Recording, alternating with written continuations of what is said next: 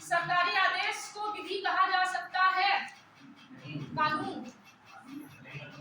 कितने लोग हाँ के पक्ष में, कितने ना के? थोड़ा सा जल्दी, आज थोड़ा सा रहो, ठीक ठाक एक्टिव रहो।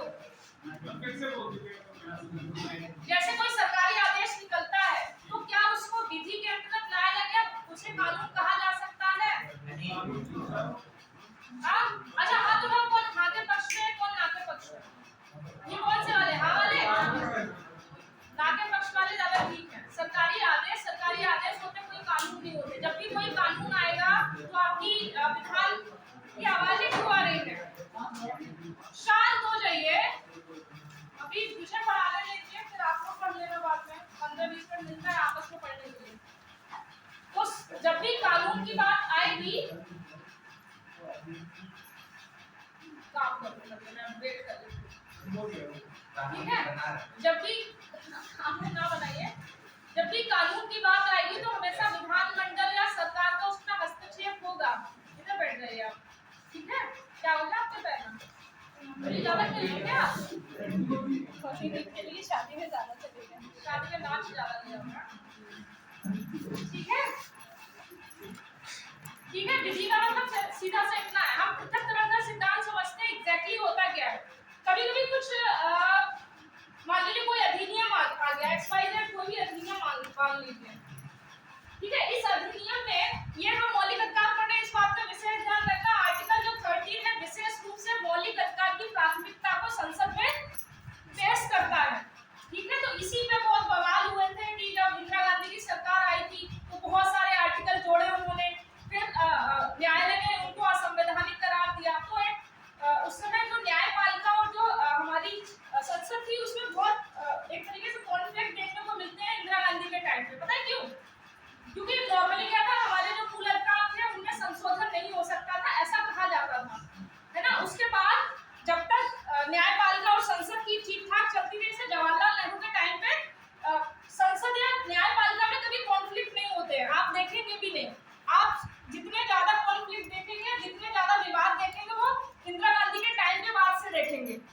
इंदिरा गांधी के टाइम से पहले से न्यायपालिका को स्पेशली बहुत कहा जाता है कि बहुत सहयोगात्मक न्यायपालिका है। अब कोई किसी भी तरीके का कोई क्वेश्चन नहीं करती थी संसद से या कुछ नहीं, और नेहरू जी भी इतने न्यायपालिका का सम्मान करते थे, ऐसी बात नहीं है। तो सारी चीजें होती थी, लेकिन जैसे आयरन लेडी की एंट्री होती है संसद में, फिर स्टार्ट होती है फिल्म न्यायपालिका की और संसद की, फिर स्टार्ट होती है लड़ाइयाँ। फिर उसमें आप बहुत सारे बात पढ़ेंगे कि ये बात वो बात। उसके बाद से आप देखेंगे कि न्यायपालिका जो है वो सक्रिय रूप में आ गई। इससे पहले न्यायपालिका वो सक्रिय नहीं थी। इंदिरा गांधी के काल से पहले जो न्यायपालिका थी वो बहुत सक्रिय नहीं थी।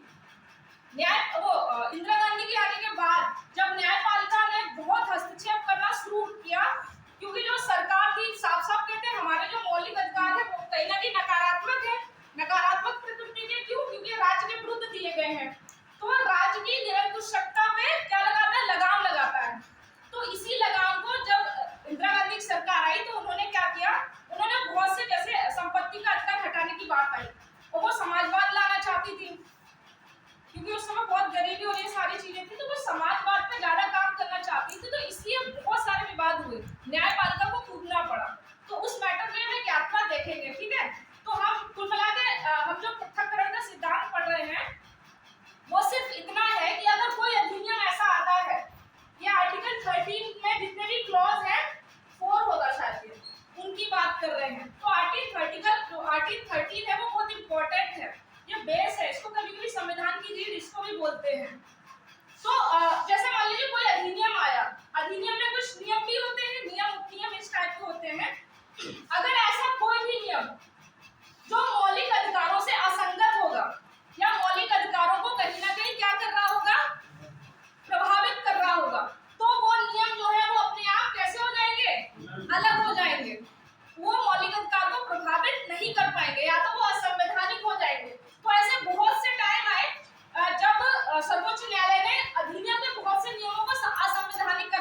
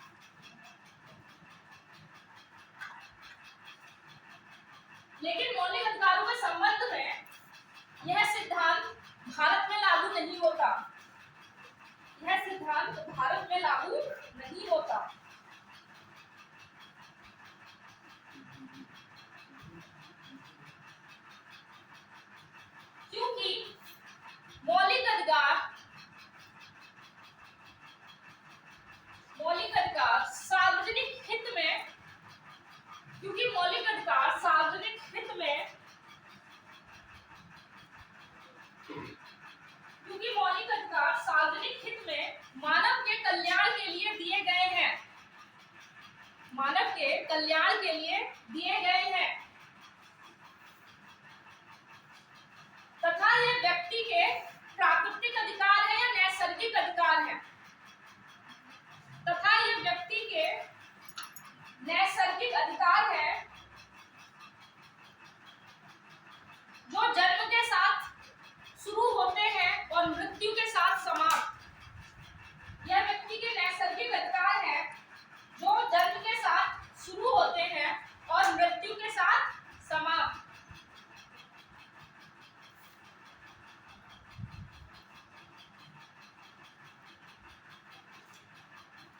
नोट करके लिख लेना। हालांकि अमेरिका में यह सिद्धांत लागू होता है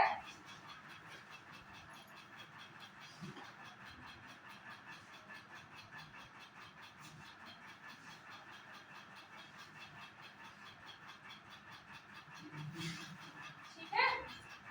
ये इतने सिद्धांत जो मोस्टली पूछे जाते हैं। अब हम कुछ चर्चा करते हैं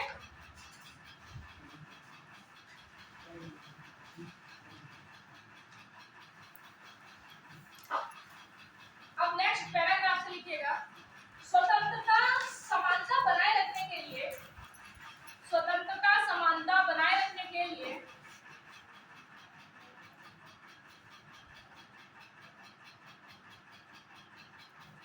उन्नीस के अधिनियम द्वारा 1951 के अधिनियम द्वारा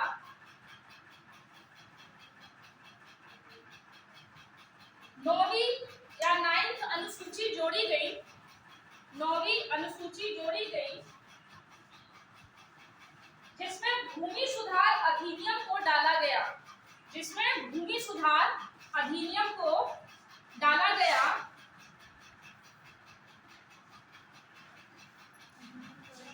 तथा जमींदारी उन्मूलन तथा जमींदारी उन्मूलन जैसे कानून,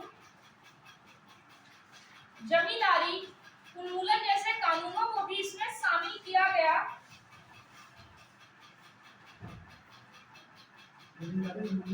जैसे कानूनों को शामिल किया गया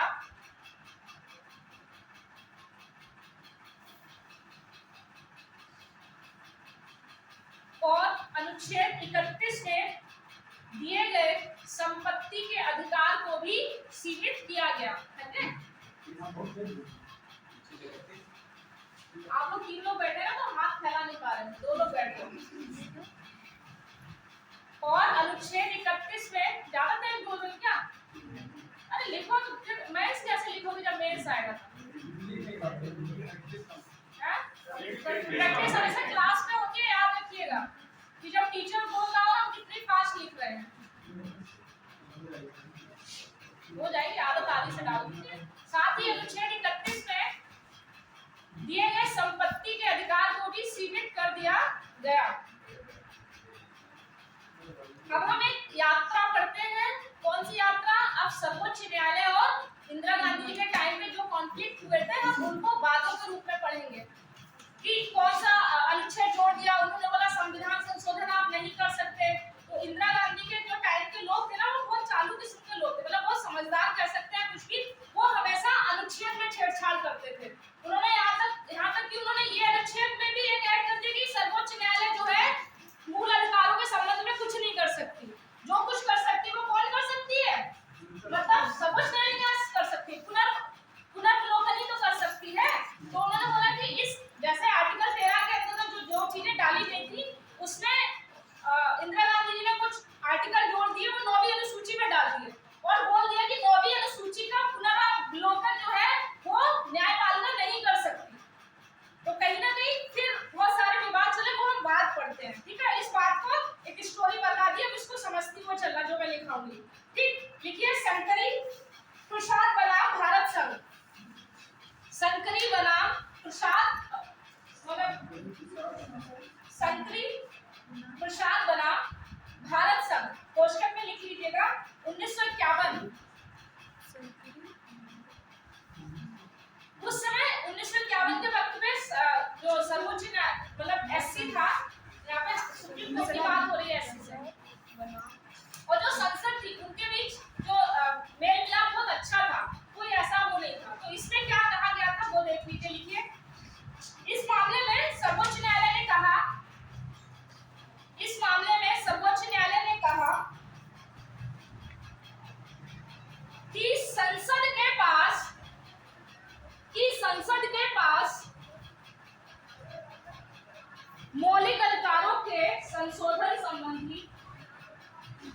संसद के पास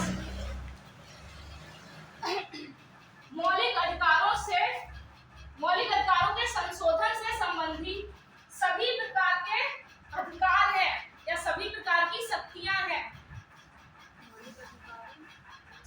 के संबंध में, मौलिक अधिकारों के संशोधन के संबंध में सभी प्रकार की शक्तियां हैं, यहां तक कि संसद इसे समाप्त भी कर सकती है।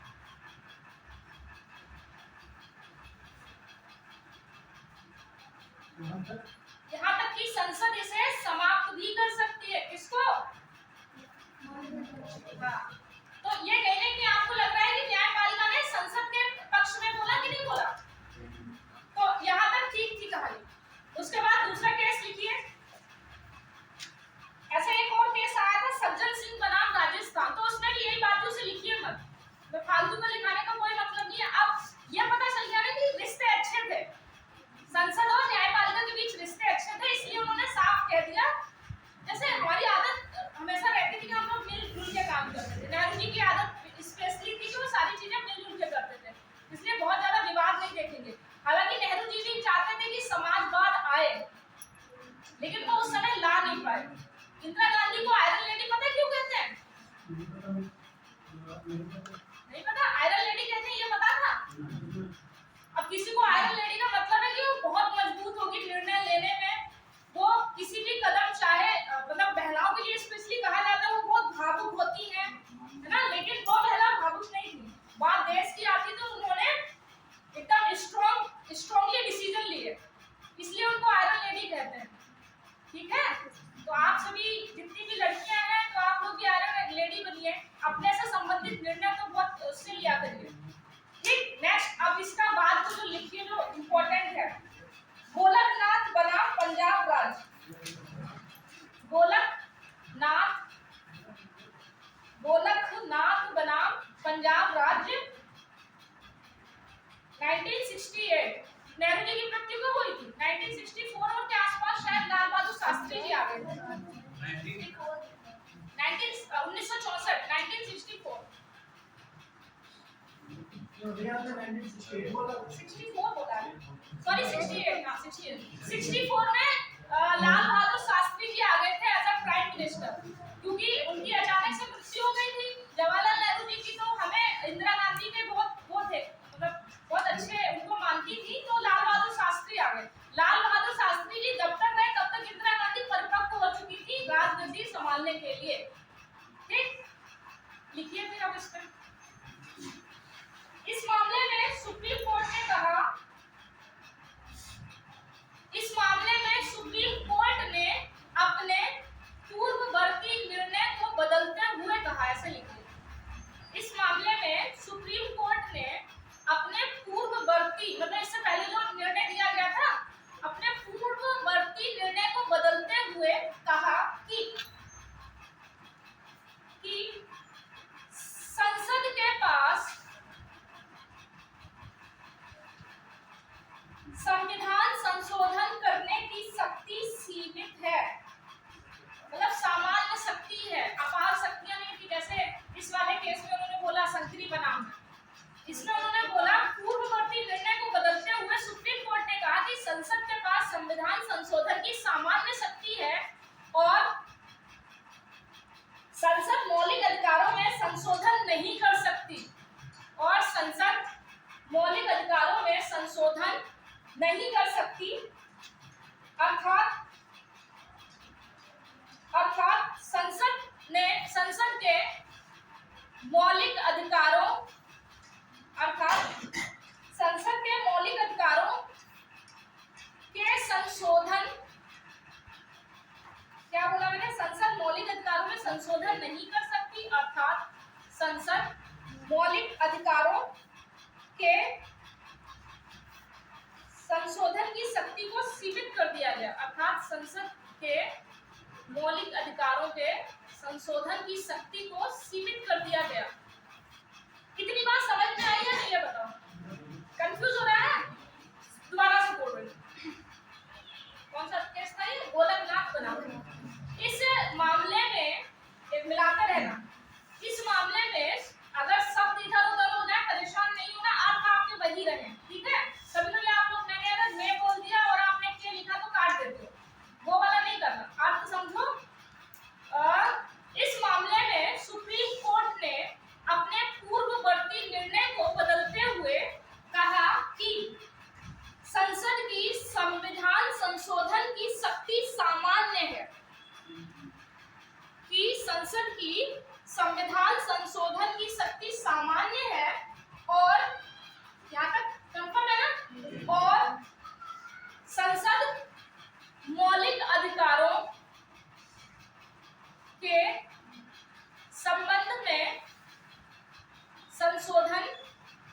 नहीं कर सकती। अब समझ में आया? नहीं कर सकती, या अर्थात करके लिख लेना, उनके मतलब संसद के जो अधिकार हैं उनको सीमित कर दिया गया। संसद की शक्ति को, अर्थात संसद की शक्ति को सीमित कर दिया गया। ठीक, नेक्स्ट पैराग्राफ से लिखिए। इस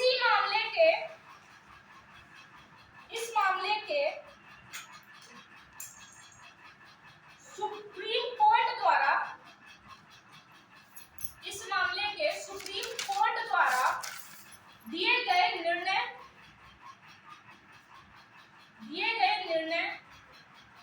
के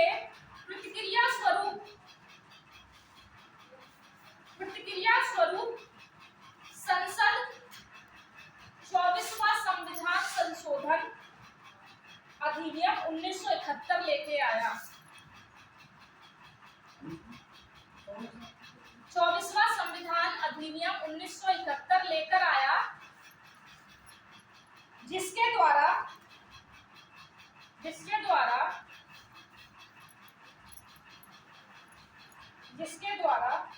13(4) अनुच्छेद 13(4) और अनुच्छेद 368(3) को जोड़ा गया। 368(4) वो जोड़ा गया, 3 को जोड़ा गया। इसमें बहुत 3, 4, 5 का खेल है, इसलिए ध्यान से लिखना। क्या समझ में आया? जब न्यायपालिका ने ऐसा बोल दिया, क्या बोल दिया कि अब जो संसद की शक्ति है वो कैसी है? आपको थोड़ा सा लड़ाई जैसा लग रहा है कि नहीं, संसद और न्यायपालिका में उठापटक हो रही है। तो जब उन्होंने बोल दिया कि आपकी जो शक्तियां है वो सीमित है, मौलिक अधिकारों से लेकर भी और सामान्य संविधान संशोधन को लेकर भी, जब ऐसी बात आई तो जो संसद क्या करती है, हमेशा अधिनियम लेके आती है, संविधान में संशोधन करती है। यही तो कर सकती है ना संसद। ऐसा तो नहीं न्यायपालिका को जाके उठा के फेंक देगी। सरकार के अपने काम है, वो क्या करेगी, संविधान संशोधन करेगी, क्योंकि संविधान की व्याख्या कौन करता है? न्यायपालिका करता है। तो सीधी सी बात है कि वो मतलब संविधान में कुछ ऐसा करेगी कि न्यायपालिका कुछ ना कह पाए। ठीक है ना? तो उसी की प्रतिक्रिया फलस्वरूप, मतलब उसके रिएक्शन के लिए, जैसे ये निर्णय आया, जैसे सुप्रीम कोर्ट ने ये निर्णय दिया, इसी के रिएक्शन के लिए 24वां संविधान संशोधन आया, उसमें जो 13(4) और 368(3) जोड़ा गया, वो जोड़ा गया। आप देखो वो क्यों जोड़ा गया, लिखो 13(4) में क्या लिखा था। 13(4) में क्या लिखा था? एक कंफ्यूज हो रही हो, बोलो। यहाँ तक किसी को समझ नहीं आया, मैं दोबारा से समझाता हूँ। बोलो जल्दी बोलो। अरे आराम से बोलो भाई, मुझे समझाने में और मजा आता है। दोबारा से आपको क्या नहीं समझ में आया, बोलो। अभी केवल इतना जानिए कि 24वां संविधान संशोधन किया इन्होंने, न्यायपालिका का निर्णय आया। ठीक है, इतनी बात समझ में आई। न्यायपालिका ने निर्णय जो दिया था उसके रिएक्शन के लिए, मतलब उस पे एक तरह के प्रतिक्रिया स्वरूप कि अब संसद ने जो कदम उठाया वो कदम क्या था, 24वां संविधान संशोधन। अब जो 24वां संविधान संशोधन आया है उसमें कुछ आर्टिकल जोड़े गए, आर्टिकल के क्लॉज जोड़े गए। समझ पा रहे हैं इतनी बात? तो वो जो क्लॉज जोड़े गए वो हम देखेंगे। 13(4) और 368(3) था ना? ठीक, इतनी बात समझ में आएगी? ठीक ना? तो आप देखो 13(4) ऐसा क्या था कि ये जोड़ा गया, और ये ऐसा क्या था कि ये जोड़ा गया। ठीक, अब लिखो 13(4), मतलब आपको ये तो पता हो कि जो 24वें संविधान संशोधन में आर्टिकल 13(4) और 368(3) जोड़े गए वो ऐसे क्या थे जो इन्हें जोड़ना पड़ा। तो सीधी बात है, इन्होंने भी कुछ रिएक्शन किया होगा, न्यायपालिका के लिए। मतलब लग रहा है ना कि तुमने एक मारा तो हम 2 मारेंगे, वहां से 2 आए हम 4 मारेंगे, तो ये वाला केस हो रहा। तो इस यात्रा को समझते हुए चलो तो ही जोड़ पाओगे। ठीक ना? इतना तो आप देखो 13(4) में क्या जोड़ा, 368(3) में क्या जोड़ा। लिखिए, 3 अनुच्छेद 13(4) के अनुसार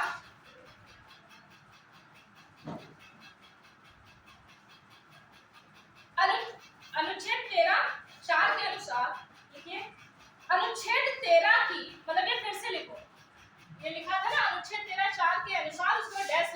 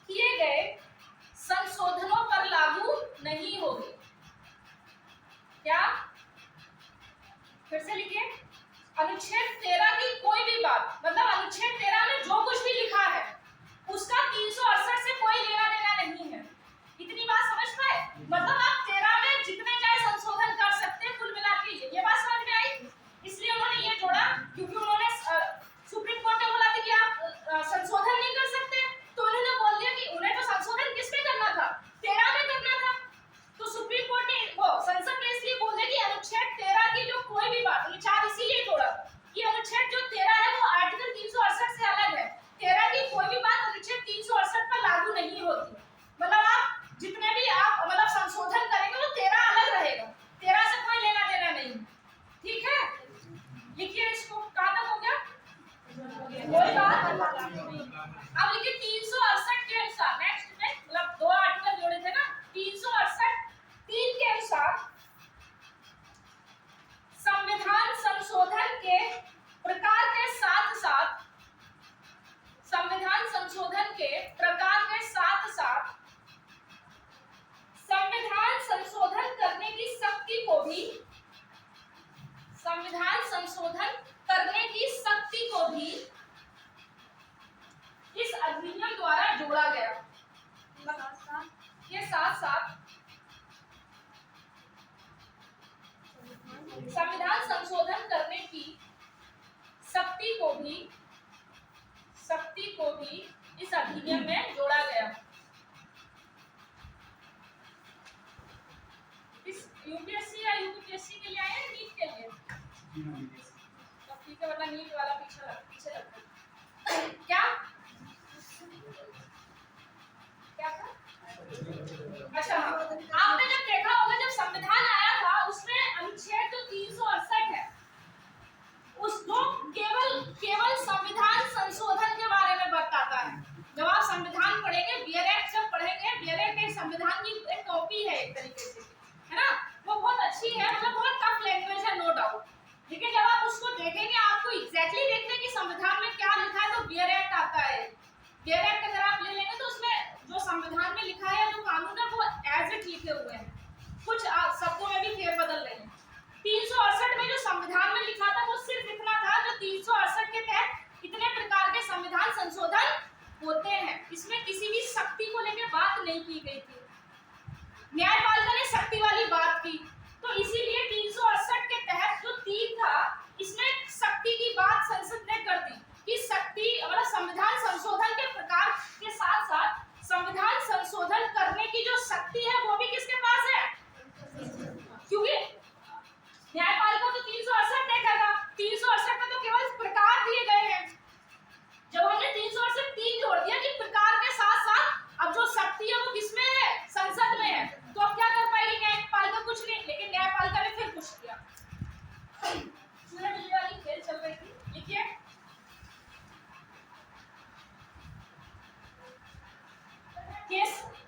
केशवानंद भारती बनाम केरल राज्य, केशवानंद भारती बनाम केरल राज्य, ये केस है 1973 का, 24 अप्रैल 1973, ईयर लिखो केवल 1973।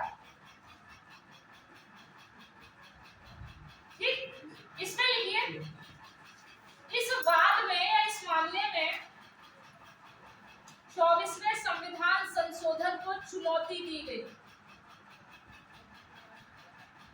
ये वाद आया, तो केशवानंद भारती थे, उन्होंने सुप्रीम कोर्ट में याचिका दायर की और उन्होंने किसको चुनौती दी कि जो 24 है, 24वां संविधान संशोधन है, ये ठीक नहीं है। अब क्या था? चुनौती मिल गई, न्यायपालिका के पास आ गया। न्यायपालिका क्या करेगी? पुनर्विलोकन, कि ये एक दायरे में बनाए गए हैं, संविधान के दायरे में बनाए गए हैं कि नहीं बनाए गए हैं। ठीक है, इस बात को चुनौती दी गई। अब फिर लिखिए, इस मामले में सुप्रीम कोर्ट ने कहा, इस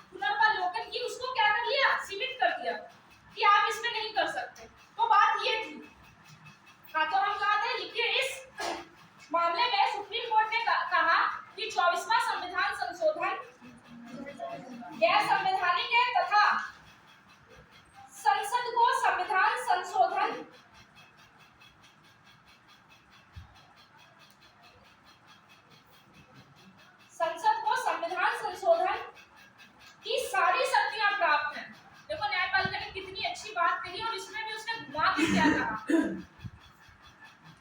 न्यायपाल के स्पेशलिस्ट है संविधान की, तो उसे पता है कि कहां से किस बात का हल निकालना और अपने हिसाब से करना है।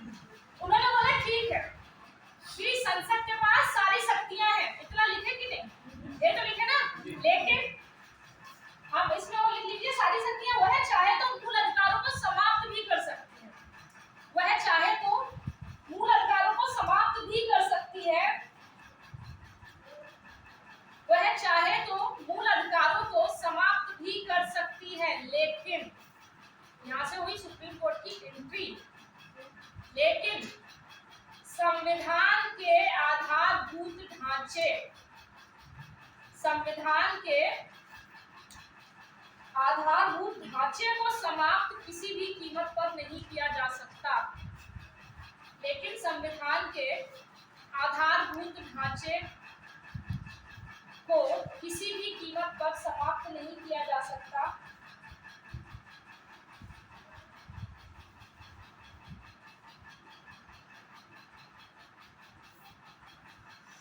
ठीक, ये बात हुई। अब किसको लड़ना था, अब संसद लड़ेगी। अब देखो संसद में कौन सा आर्टिकल जोड़ा, एरो करके लिख लेना तो पता चल जाएगा इस आर्टिकल के तहत इस संसद ने इसमें लड़ा, आगे वाले के तहत समझ पा गए। जैसे जब हमने वो लिखा था कौन सा बनाम केस था, गोलकनाथ, तो उसके जस्ट अपोज में क्या आया था, 24वां संविधान संशोधन। अभी हम पढ़ रहे हैं क्या, वो ये केस का अनुवाद, इसके जस्ट नीचे लिख लेना कि अब क्या संसद ने क्या एक एक्शन उठाया, वो लिखिए। इस निर्णय के प्रतिक्रिया स्वरूप, इस निर्णय के प्रतिक्रिया स्वरूप संसद ने 42वां संविधान संशोधन, इस निर्णय के प्रतिक्रिया स्वरूप संसद ने 42वां संविधान संशोधन 1976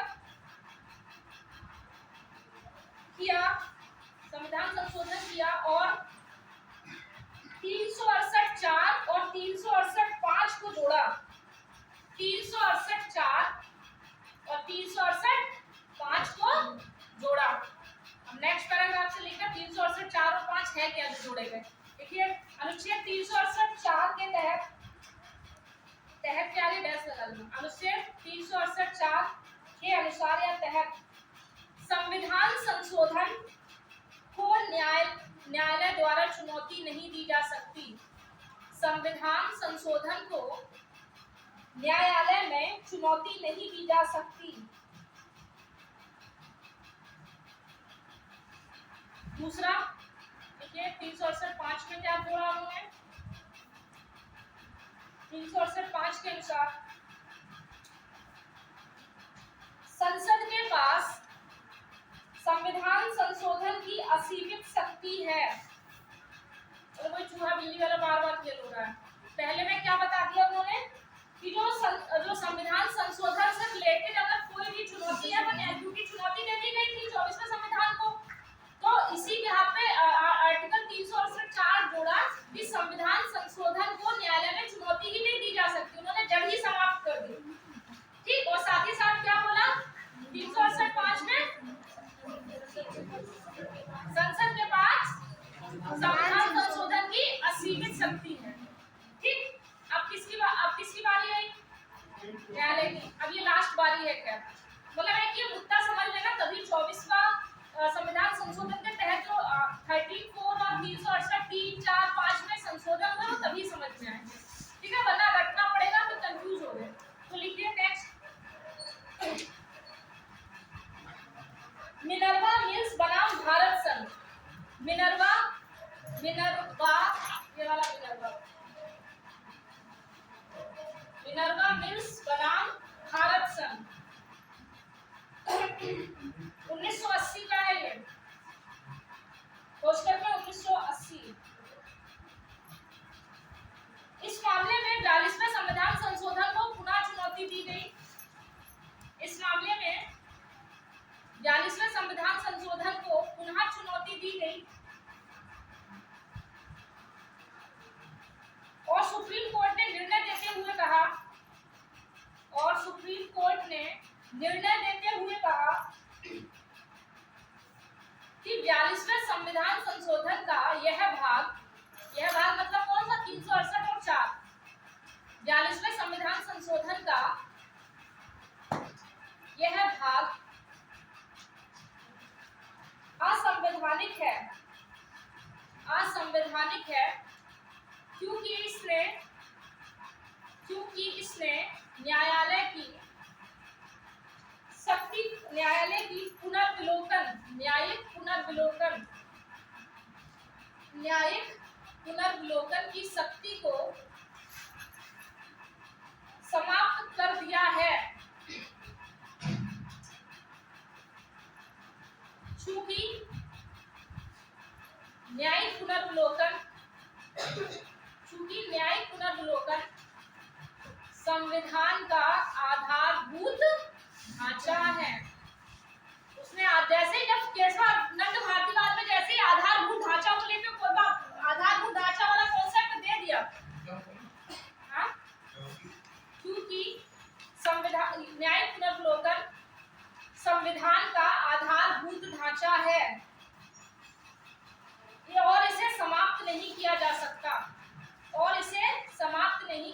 सकता, केशवानंद भारतीवाद में यही तो था कि आपके पास संशोधन करने की ठीक है शक्तियां हैं, ऐसे तो बोला उन्होंने, आपके पास शक्तियां हैं, आप संशोधन कीजिए, लेकिन आप संविधान के आधारभूत ढांचे को क्षतिग्रस्त नहीं करेंगे, ऐसा बोला।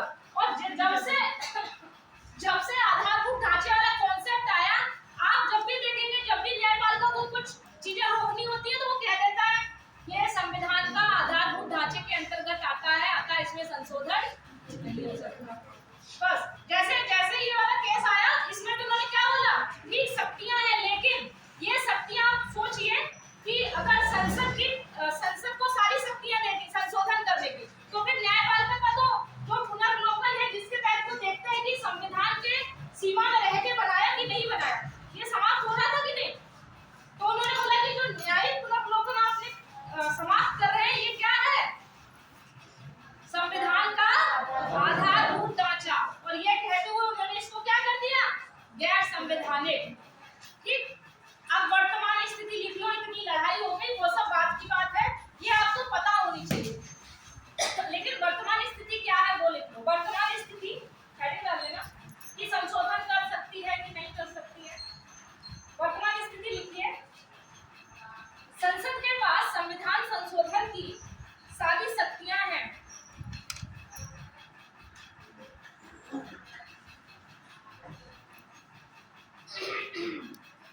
संसद के पास संविधान संशोधन की सारी शक्तियां हैं, वह मूल अधिकारों को समाप्त भी कर सकती है, लेकिन संविधान के आधारभूत ढांचे को समाप्त नहीं किया जा सकता। ये वर्तमान स्थिति है, ठीक है। लेकिन संविधान के आधारभूत ढांचे को समाप्त नहीं किया जा सकता, ये वर्तमान स्थिति है। जैसे इससे पहले हमने जो चूहा बिल्ली वाली खेल देखी थी, वो एक यात्रा को उसको समझ लो, उससे सवाल कभी भी बन जाते हैं, स्पेशली यूपीएससी में कथन कारण देखें, ठीक है। तो आप ये लिख लीजिए, नोट करके लिखिए, आधारभूत ढांचे का सिद्धांत पहली बार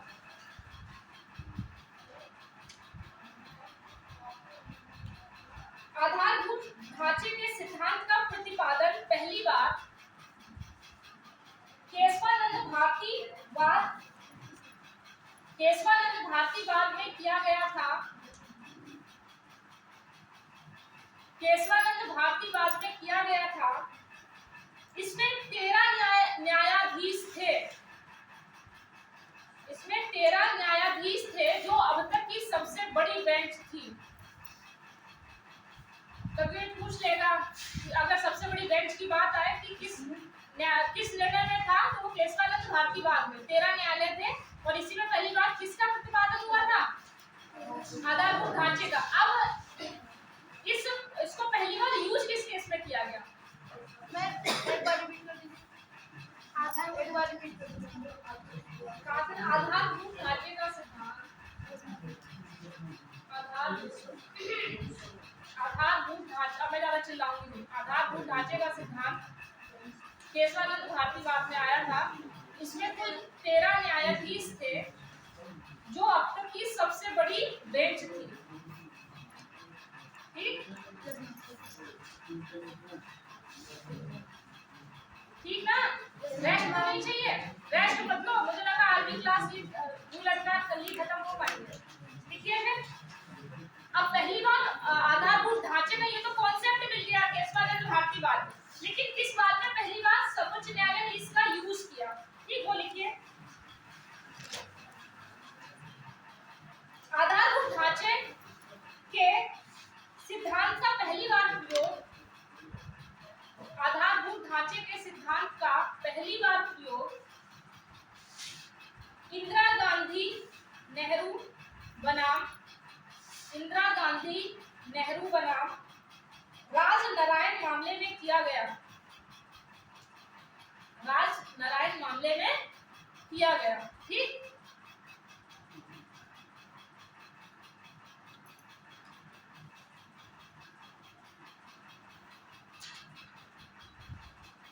नोट करके लिख लो, आर्टिकल 13 पे इतनी बहस क्यों छिड़ी थी वो लिख लो नोट करके। मूल अधिकारों का प्रहरी सर्वोच्च न्यायालय,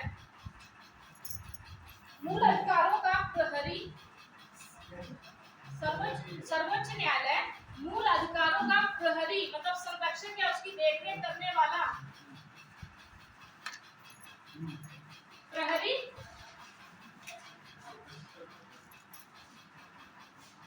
सर्वोच्च न्यायालय जो है तो मूल अधिकारों का जो प्रहरी है वो अनुच्छेद 19 के तहत है, इसीलिए अनुच्छेद 13 के तहत, इसीलिए अनुच्छेद 13 पे इतना बवाल हुआ। ठीक है, फिर लिखिए। अब हम अपने मौलिक अधिकारों को फाइनली आते हैं। पीछे की हमने यात्रा देख ली, मौलिक अधिकार सबने पढ़े हैं, फिर भी मैं एक बार इसको जल्दी से लिखाते खत्म करती हूँ। लिखिए पहला, अब ये नेक्स्ट पेज से लिखिए। अब एग्जैक्टली मूल अधिकार हम शुरू करेंगे, ठीक है।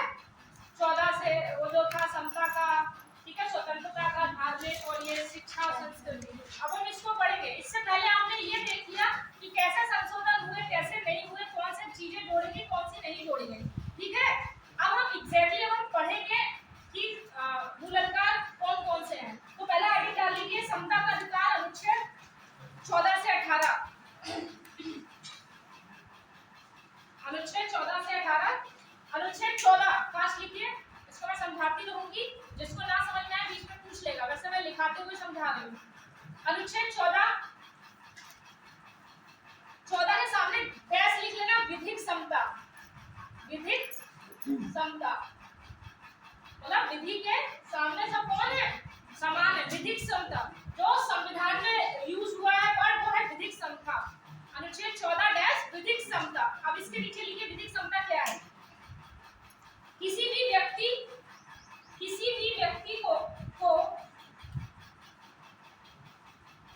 व्यक्ति को विधि के समक्ष समता, विधि के समक्ष समता तथा विधियों के समान संरक्षण, विधियों के समान संरक्षण से वंचित नहीं किया जाएगा, से वंचित नहीं किया जाएगा। नेक्स्ट लाइन से लिखिए, प्रत्येक व्यक्ति विधि के सामने प्रत्येक व्यक्ति बराबर है,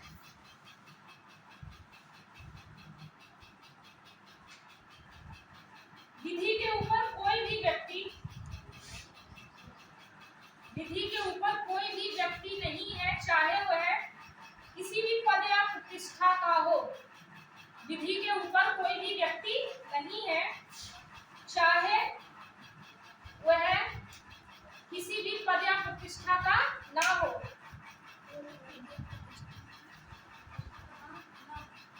प्रतिष्ठा का हो, उसका कहने का मतलब वो, ठीक है। अर्थात भारत में विधि का शासन है, व्यक्ति का नहीं, ये अंडरलाइन कर लेना। अर्थात भारत में विधि का शासन है, व्यक्ति का शासन नहीं।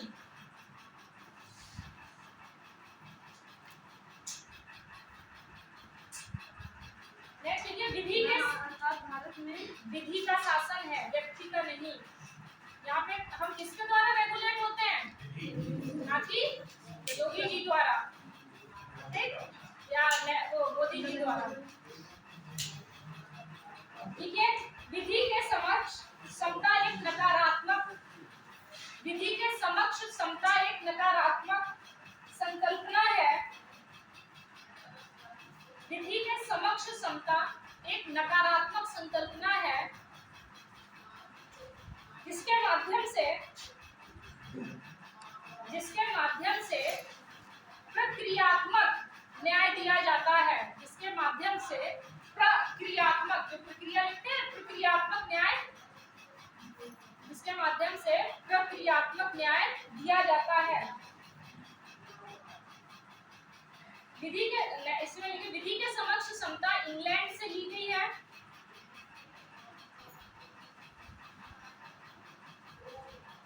इंग्लैंड में इसका प्रतिपादन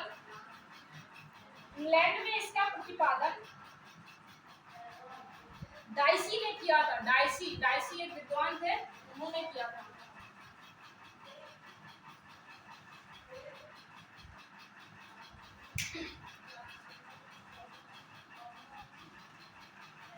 चलिए, विधि के शासन से तात्पर्य है, विधि के शासन से तात्पर्य है कि विधि सर्वोच्च है। कुल मिलाकर विधि के शासन से तात्पर्य है, विधि के शासन से तात्पर्य है कि विधि सर्वोच्च है, विधि के सामने सब बराबर हैं। ये दो बातें हैं। जैसे अब कभी आपको ऐसे ही कहते विधि के शासन से क्या तात्पर्य है, तो दो मतलब साफ आते हैं कि क्या विधि सर्वोच्च है और विधि के सामने सब बराबर है। दो बातें, इसके इधर कोई बात होगी तो आप उसको हटा देंगे। नेक्स्ट लिखिए अपवाद। किस किस को इसमें छूट मिली हुई, अपवाद लिखिए। अपवाद पहला लिखिए, राष्ट्रपति और राज्यपाल को, राष्ट्रपति एवं राज्यपाल को उसकी पदावधि के दौरान, राष्ट्रपति और राज्यपाल को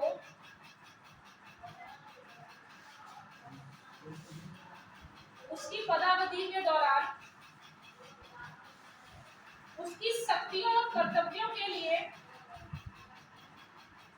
उसकी शक्तियों और कर्तव्यों के प्रयोग के लिए, उसकी शक्तियों और कर्तव्यों के प्रयोग के लिए किसी न्यायालय द्वारा बाध्य नहीं कराया जा सकता। किसी न्यायालय द्वारा बाध्य नहीं कराया जा सकता, अर्थात इनके विरुद्ध कोई आपराधिक कार्रवाई नहीं की जा सकती। तब इनकी पदावधि के दौरान, अर्थात इनके विरुद्ध इनकी पदावधि के दौरान कोई कार्रवाई नहीं की जा सकती।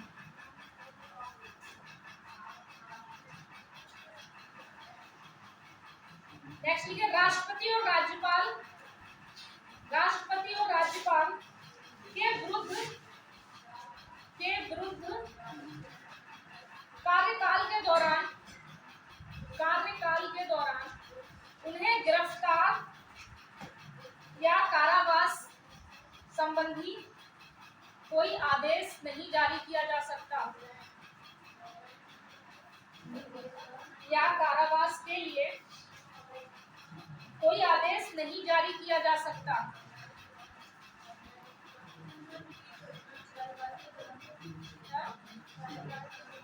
कार्यकाल के दौरान उन्हें गिरफ्तार या कारावास के लिए नहीं भेजा जा सकता, इससे संबंधित कोई आदेश जारी नहीं किया जा सकता। हाँ, लिखा नहीं, दो महत्वपूर्ण सूचना लिखिए। फिर लिखिए, राष्ट्रपति या राज्यपाल के खिलाफ,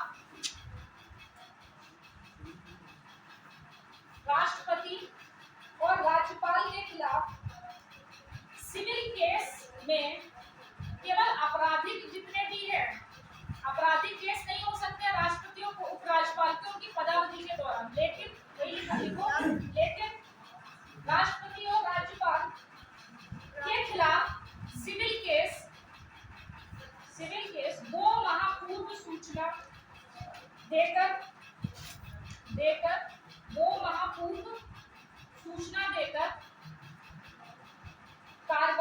जा सकती है। नेक्स्ट करेंगे विदेशी राष्ट्राध्यक्ष, जो हमारे राजदूत होते हैं या विदेशी राष्ट्राध्यक्ष होते हैं। विदेशी राष्ट्राध्यक्ष कॉमा देश के जितने भी राष्ट्राध्यक्ष या राष्ट्र प्रमुख हैं, कॉमा उनके राजदूत एवं राजनयिक को भी उपयुक्त छूट प्रदान है। मतलब कुल मिला के राष्ट्राध्यक्ष और राजदूत को उपयुक्त जो छूट है वो प्रदान की है। कौन सी छूट? सेम जो राष्ट्रपति और राज्यपाल को हमारा। अच्छा, एक जो कॉन्सेप्ट है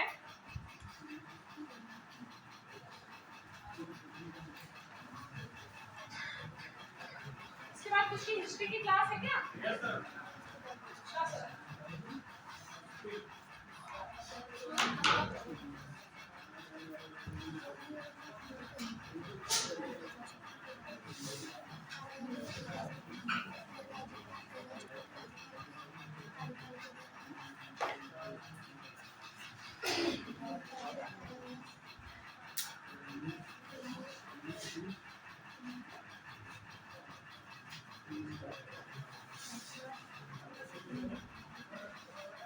विधि के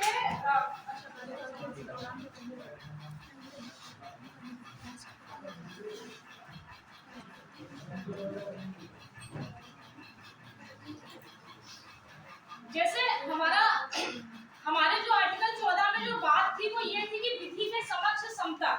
विधि के समक्ष समता का मतलब क्या हो गया? दो चीजें इसमें, जैसे मैंने बताया विधि सर्वोच्च है, ठीक है ना, विधि सर्वोच्च है। दूसरी बात इसमें क्या निकल के आती है कि ये जो है वो नकारात्मक है। क्या है? पता नकारात्मक क्यों है? क्योंकि इसके तहत कौन सा निर्णय मिलता है? तृतीयात्मक निर्णय। तृतीयात्मक मतलब कहने का मतलब ये है कि जो जैसा है उसके साथ वैसा व्यवहार करो। मतलब आप इस तरीके से समझें कि एक प्रोसेस है, ये मान लीजिए कोई प्रोसेस है, ठीक है, कोई प्रोसेस तक आराम से पहुंच जा रहा है, ठीक है, तो उसके लिए भी वही है, और जो बेचारा पहुंच भी नहीं पा रहा उसके लिए भी वही है। तो ये गैप आ गया कि नहीं आ गया? इस गैप को पूरा करने के लिए हमने एक नया शब्द जोड़ा, विधि का समान संरक्षण। विधि का समान संरक्षण जो है वो हमने अमेरिका से लिया। उसका मतलब क्या होता है कि जो जैसी परिस्थिति में है उसको हम उस तरीके का न्याय दें, ठीक है। जैसे मान लीजिए हमने फिर एक लाया ना, हमने गरीबों के लिए निःशुल्क विधिक सहायता लेके आए, वरना तो हम कह सकते हैं कि भाई विधि समान है, विधि सर्वोच्च है, कोई भी आओ अपना निर्णय लेके चले जाओ। लेकिन यहाँ तक पहुंचे कैसे? यहाँ तक जब हम पहुंच ही नहीं पा रहे तो फिर ये वाला जो कॉन्सेप्ट है वो हो ही नहीं पा रहा था, वो नकारात्मक हो रहा था, क्योंकि जो पहुंच पा रहे उनके साथ तो हो जा रहा था, जो नहीं पहुंच पा रहे थे। आप तो जानते हैं कि सर्वोच्च न्यायालय में अगर आपको कुछ याचिका दायर करनी हो या फिर आपको कोई केस लड़ना, कितने महंगे क्या होते हैं। तभी मोस्टली हम लोग इन मामलों में पढ़ना नहीं चाहते, कोई भी नहीं पढ़ना चाहता।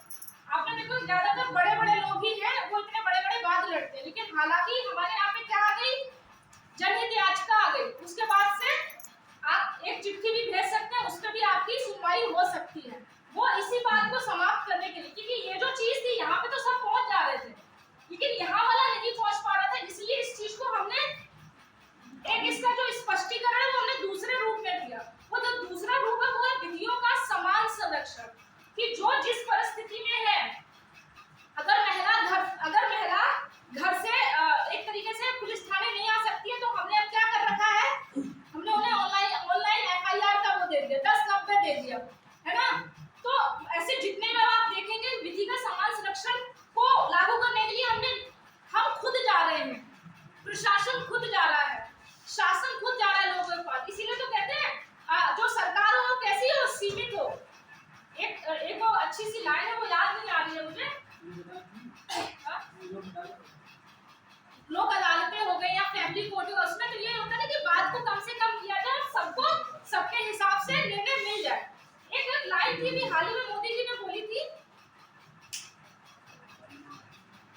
ऐसे करके कुछ बोला था, कम हस्तक्षेप और सीमित सरकार करके कुछ बोला था। मतलब सरकार का हस्तक्षेप कम से कम होगा, सबसे ज्यादा प्रशासन में हम काम करेंगे। इसीलिए प्रशासन के लिए हम कौन सा प्रशासन लेके आए, गुड गवर्नेंस।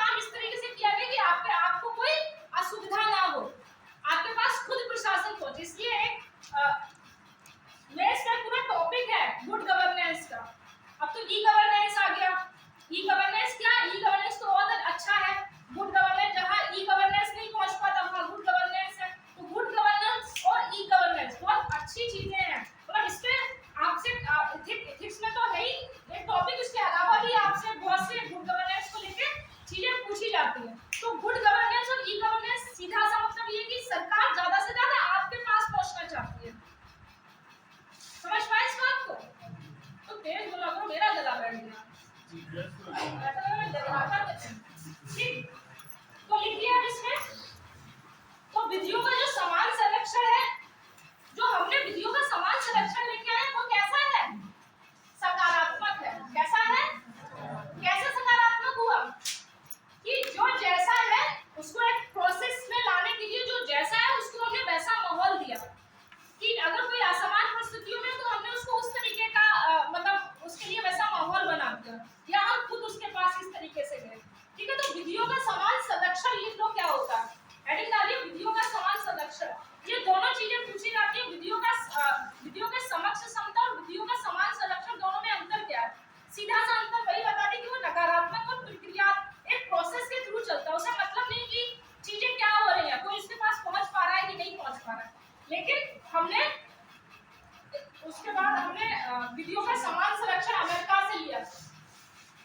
तो विधियों का समान संरक्षण लिख लीजिए। इसे एक सकारात्मक अवधारणा माना जाता है। इसे एक सकारात्मक अवधारणा माना जाता है। इसमें समान लोगों में समान विधि होगी। इसमें समान लोगों में समान विधि लागू होगी और असमान लोगों के साथ असमान विधि।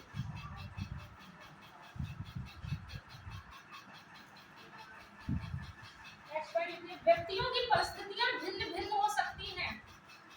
व्यक्तियों की परिस्थितियां भिन्न भिन्न हो सकती हैं और उन भिन्न भिन्न परिस्थितियों में व्यक्तियों की परिस्थितियां भिन्न भिन्न हो सकती हैं और उन भिन्न भिन्न परिस्थितियों में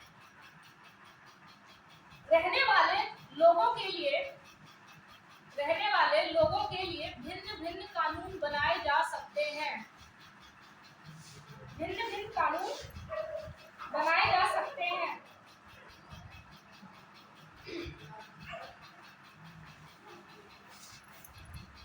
यह अमेरिका से लिया गया है। विधियों का समान संरक्षण अमेरिका से लिया गया है और यह वितरणात्मक मतलब वितरण करता है, प्रक्रिया के तहत नहीं चलता है। जो जैसा उसको वैसा वितरण कर दो, और यह वितरणात्मक निर्णय प्रदान करता है। वो कैसा? प्रक्रियात्मक प्रदान करता है।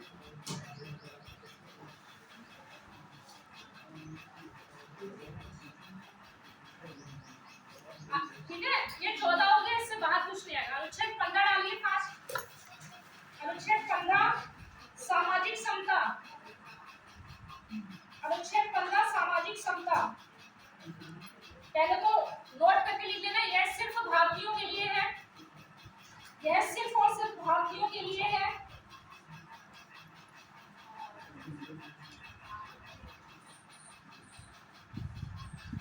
यह सिर्फ और सिर्फ भारतीयों के लिए है।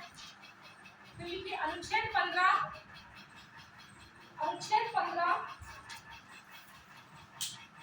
जीवन के किसी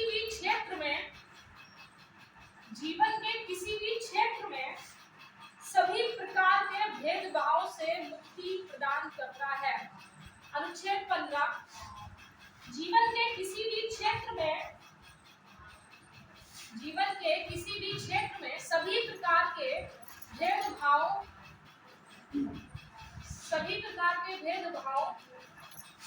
से मुक्ति प्रदान करता है।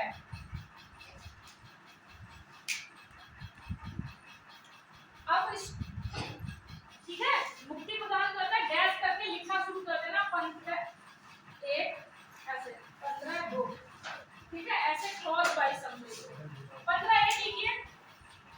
15(1) राज्य। 15(1) में राज्य की बात की गई है। राज्य को अंडरलाइन कर लेना। राज्य, धर्म, मूल वंश। राज्य, धर्म, आप पता है पेपर पे लिखते इसलिए आपको रखने जाओ ठीक हो और आपने सिर्फ लिख सकते हो। जब फास्ट लिखा जाता है तो हमेशा रखने लिखना चाहिए, इसलिए आपका शुरू राज्य, धर्म, राज्य को अंडरलाइन कर लेनी है, राज्य के लिए है। धर्म, मूल वंश, जाति, लिंग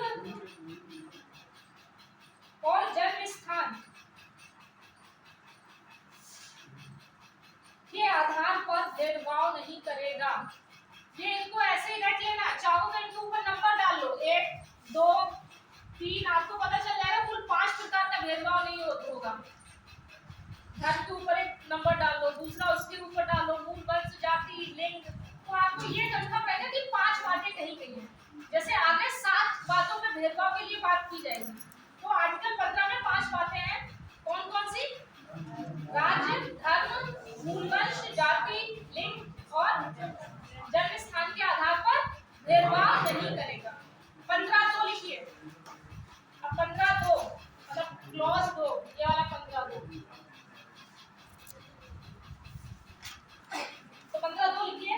कोई नागरिक, अब ये नागरिकों के लिए है, कोई भी नागरिक उपर्युक्त के आधार पर भेदभाव नहीं करेगा। कोई नागरिक उपर्युक्त के आधार पर भेदभाव नहीं करेगा। 15 क्लॉज 1 राज्य के लिए, 15 क्लॉज 2 आप सबके लिए, हम सबके लिए है। आर्टिकल 15 क्लॉज 3 मतलब 3 लिखिए। 15(3) महिलाओं और बच्चों के संबंध में विशेष प्रावधान। महिलाओं और बच्चों के संबंध में विशेष प्रावधान। इसके नीचे एरो करके लिखना, ऐसे एरो करके लिखना। इसी को देखते हुए या इसी आधार पर या इसी को देखते हुए महिला आयोग का गठन किया गया। किस आर्टिकल का फायदा उठा के? 15(3). इसी को देखते हुए महिला आयोग का गठन किया गया। ठीक, नेक्स्ट लिखिए। आर्टिकल 15(4) राज्य सामाजिक व शैक्षिक रूप से पिछड़े, राज्य सामाजिक व शैक्षिक रूप से पिछड़े हुए नागरिकों के लिए विशेष व्यवस्था कर सकता है। विशेष व्यवस्था कर सकता है। इसके नीचे एरो बना दो, फिर लिखो ये किस बात को जस्टिफाई कर रहा है, वो लिखिए। इसी के तहत SC, ST और OBC आयोग लाए गए। SC, ST और OBC आयोग लाए गए। ठीक, नोट करके लिखो। जो 15(4) है वो मूल संविधान में नहीं था। 15(4) को ऐसे लिखिए। 15(4) को प्रथम संविधान संशोधन 1951 द्वारा जोड़ा गया। वो 15(4) है जिसमें हम कह रहे हैं कि सामाजिक और शैक्षिक रूप से जो भी पिछड़े वर्ग हैं उनके लिए हम क्या विशेष प्रावधान करेंगे। तो इसी को देखते हुए SC, ST और OBC आयोग आए। तो ये मूल संविधान में नहीं था, इसको प्रथम संविधान संशोधन 1951 द्वारा जोड़ा गया। नेक्स्ट लिखिए।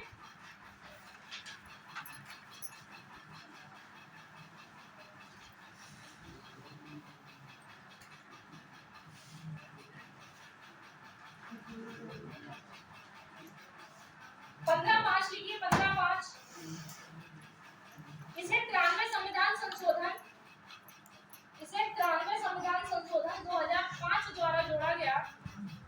इसे 93 संविधान संशोधन 93 संविधान संशोधन 2005 द्वारा जोड़ा गया, जिसके अनुसार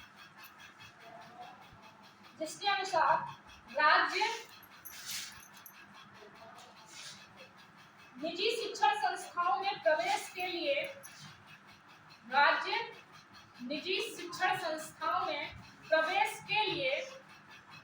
SC, ST, OBC को विशेष अधिकार देता है या उनके लिए विशेष प्रावधान करता है। जब निजी संस्थान में भी आपको अगर आरक्षण मिलता है वो इसके बेसिस पे मिलता है, जो कब जोड़ा गया? 93 संविधान संशोधन 2005। फिर नेक्स्ट लिखिए।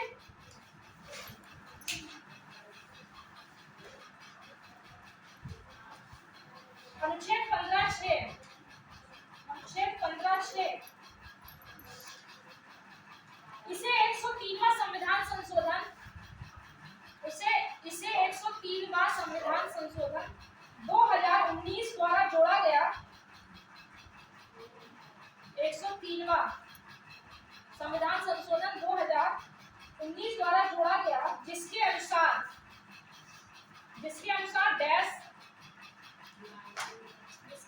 डैश करके नेक्स्ट टाइम लिखिए ए डालिए, पहले ए करके ऐसे दो बातें जो जोड़ेंगे वो राज्य 15/4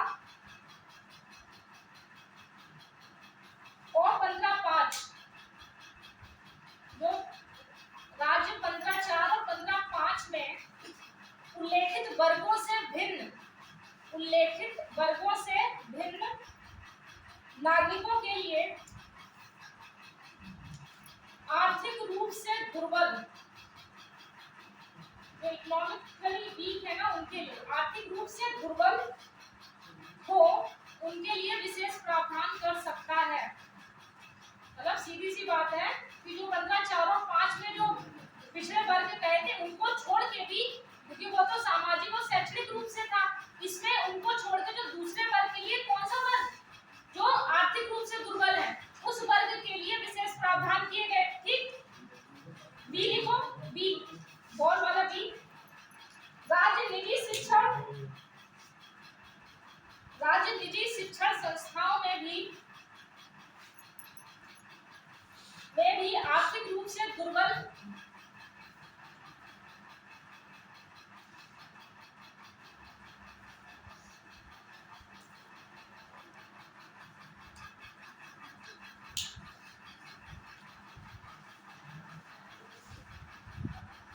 वर्गों के लिए विशेष व्यवस्था कर सकता है। जैसे 15/4 और 5 में सामाजिक और शैक्षणिक रूप से था, तो 15/5 था निजी वर्गों में, ठीक है, और 15/6 में क्या कर दिया गया, अब जो आर्थिक रूप से दुर्बल है, इसीलिए आपने वो सुना है ना क्या, EWS वाला, वो वही इसी की बात हो रही है। ठीक है, तो उसमें क्या कर दिया, दुर्बल वर्ग के साथ साथ निजी वर्ग जो है, निजी संस्थान है, उनमें भी उनको क्या दिया जाएगा, आरक्षण की बात की गई। ठीक है, आर्टिकल 16 लिखिए।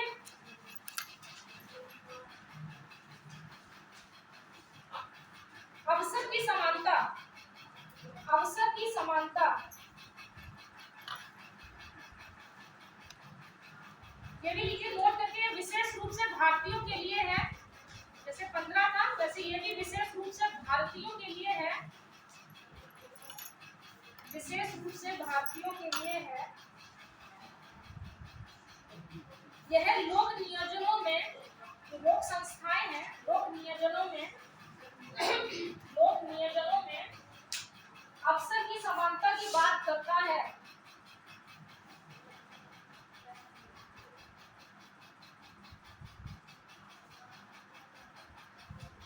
अनुच्छेद 14, अब इसको डिटेल से पढ़ते हैं। अनुच्छेद 14 क्लॉज 1 लिखिए, सॉरी 16 क्लॉज 1 लिखिए।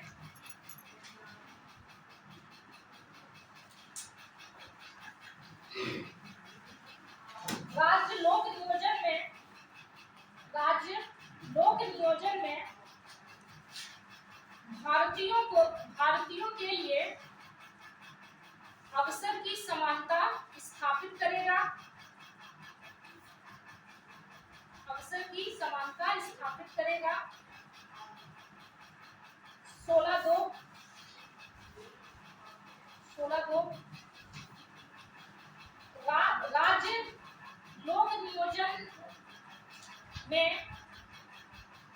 राज्य लोक नियोजन में भारतीय नागरिकों के साथ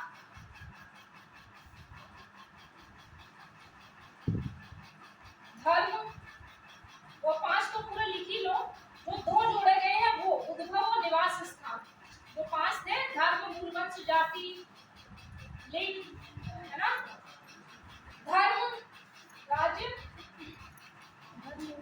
मूल वंश, धर्म का मूल वंश,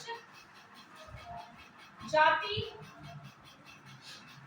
लिंग, जन्म स्थान, ये तो 5 हुए हैं, 2 जो नए कहे गए, ये 7 हैं। वो लिखिए उद्भव तथा निवास स्थान।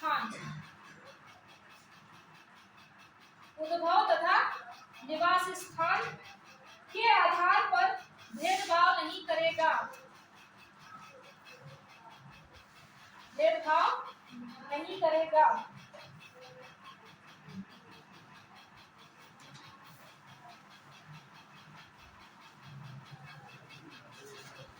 16(4) लिखिए। 16(3) क्या 3 होगा? अच्छा 16(3) है।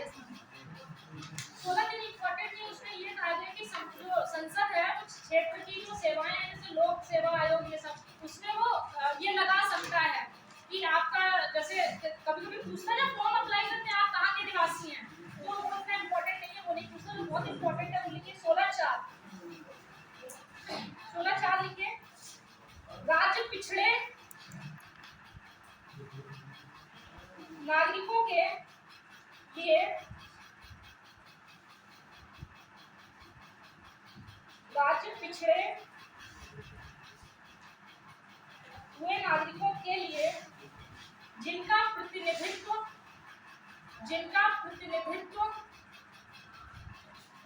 राज्य की अधीन सेवाओं में पर्याप्त नहीं है, राज्य की अधीन सेवाओं में पर्याप्त नहीं है, तो उसके लिए आरक्षण की व्यवस्था कर सकता है, तो उसके लिए आरक्षण की व्यवस्था कर सकता है। किसमें? नौकरियों में आरक्षण की बात हो रही है कि अगर राज्य को लगता है कि हमारे यहाँ की जो सेवाएं हैं उनमें नौकरियों में इस वर्ग का मान लीजिए एससी हो गया, एसटी हो गया, ओबीसी हो गया, है ना, अगर इनका प्रतिनिधित्व नहीं है तो राज्य क्या कर सकता है? आरक्षण की व्यवस्था कर सकता है। तो चाहो तो क्वेश्चन में लिख लो नौकरी में आरक्षण किस बेस पे, किन किन वर्गों को? वो जो था वो सामाजिक और शैक्षिक रूप से था, ये नौकरियों में आरक्षण की बात हो रही है। तो लिखिए इसमें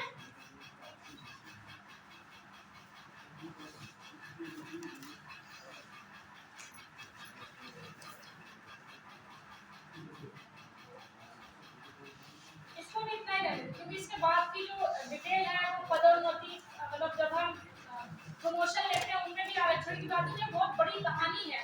अब वो कहानी पढ़ेंगे तो फिर आप लोग बहुत उसके लिए टाइम चाहिए, तो अभी आज लग रहे हैं आप लोग थक गए अच्छे खासे, कंटिन्यू लिखी करिए। अच्छा किस किसने फॉर्म भर दिया याद से? फॉर्म के लिए एक विशेष बात बता दूं, ओटीआर अलग है अभी यूपीपीएससी में, आप ओटीआर अभी नहीं करेंगे तो भी चलेगा, लेकिन अभी आप नॉर्मली जैसे फॉर्म अप्लाई होता था उसको वैसे ही अप्लाई कीजिए, रजिस्ट्रेशन कीजिए, रजिस्ट्रेशन के बाद अपना फॉर्म का जो प्रोसेस आएगा उसको कंप्लीट कीजिए, ठीक है।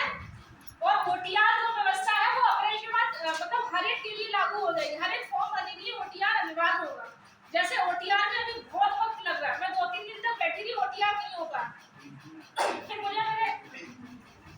फिर मेरे जानकार ने बताया कि ओटीआर मत कीजिए अभी चलेगा, लेकिन फॉर्म जरूर भर दो, नहीं तो फिर सेंटर मिलना कभी कभी हो जाता है कि सेंटर नहीं मिल पाता, तो ओटीआर को भी भले रहने देना लेकिन फॉर्म भर दो। अभी मात्र एक व्यक्ति ने भरा है, बाकी सब क्या कर रहे हैं, होली मना रहे हैं, आप ही भरती है, आप तीनों लोग भर दिए, बाकी पीसीएस का भी नहीं भरा, मैं पीसीएस की ही बात कर रही हूँ, पीसीएस का ओटीआर, पीसीएस में भी तो ओटीआर की व्यवस्था होगी, वन टाइम रजिस्ट्रेशन, तो अभी पीसीएस में ओटीआर नहीं करोगे चलेगा, लेकिन नॉर्मली फॉर्म भर दो। अभी बच्चे कंफ्यूज हो रहे हैं कि ओटीआर से ही फॉर्म अप्लाई होगा, तो ऐसा नहीं है, ओटीआर एक अलग व्यवस्था है और फॉर्म अप्लाई करने एक अलग व्यवस्था है। जब ओटीआर कंपलसरी कर दिया जाएगा तब आपका जो फॉर्म है वो ओटीआर से अपने आप फिल हो जाए, फिर आपको केवल रजिस्ट्रेशन नंबर डाल के कुछ नहीं करना होगा, ओटीआर में अपनी सारी डिटेल डाल ही देंगे, तो उसके बाद आपको कुछ नहीं, बस एक क्लिक से जहां तक जाना है फॉर्म फिल हो जाएगा। तो टीसीएस का कृपया करके भर दें, यूपीएससी जो है वो बहुत अच्छी बात है, यूपीएससी के लिए जो उसका जो रवैया